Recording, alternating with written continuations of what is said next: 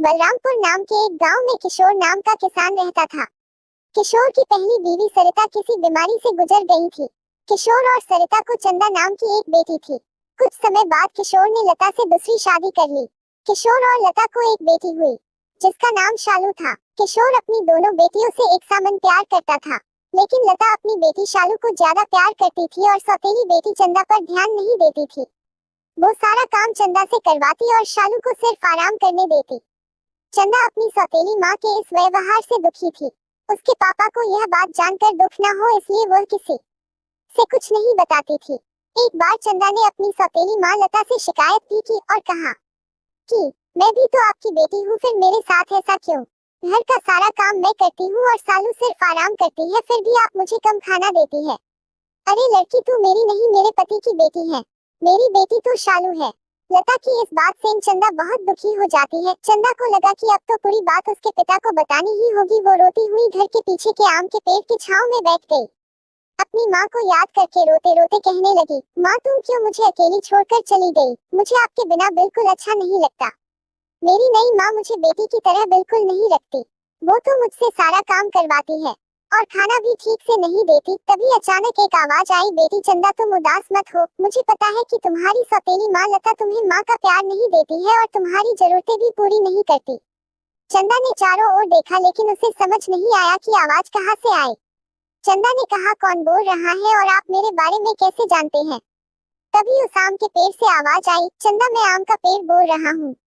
तुम्हारी माँ ने एक साधु को खाना खिलाया था। उस साधु ने आशीर्वाद के साथ एक आम का फल दिया था। उसी फल के बीज को तुम्हारी माँ ने बोया था, जिससे मेरा जन्म हुआ। तुम्हारी माँ को पता नहीं था, लेकिन मैं एक जादुई पेड़ हूँ। तुम रोयो मत, मैं तुम्हारी मदद करूंगा। पहले तुम खाना खा लो। इतने में तरह तरह के पकवान चंदा के पास आ गए। खाना इतना स्वादिष्ट था कि खुशबू से ही पेट भर जाए। बहुत दिनों बाद चंदा ने पेट भरकर खाना खाया। चंदा घर का काम करके खेलने और पढ़ाई करने के लिए उसी पेड़ के पास चली जाती। जादुई पेड़ उसे खाना भी देता, किताबें, पेन और जरूरत की चीजें भी देता। अब चंदा खुश रहने लगी, उसकी जरूरतें पूरी होने लगी। कुछ ही दिनों में लता को शक होने लगा कि ऐसा क्या हुआ जो ये इतना खुश रहती है और शिकायतें भी नहीं करती है।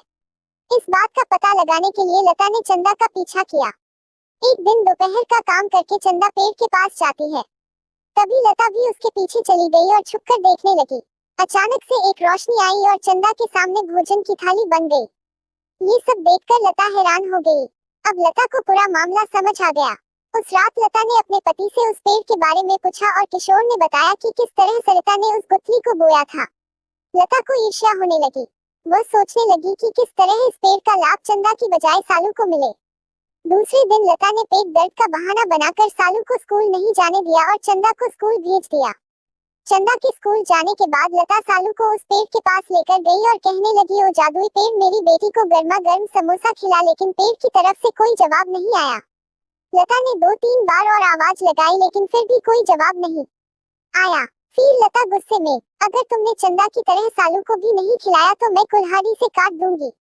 इतना कहकर जैसे ही कुल्हाड़ी लेकर पेड़ की छाव में आई तो उसका पूरा बदन जलने लगा। लता चिल्लाते हुए बोली, अरे ये मुझे क्या होने लगा है?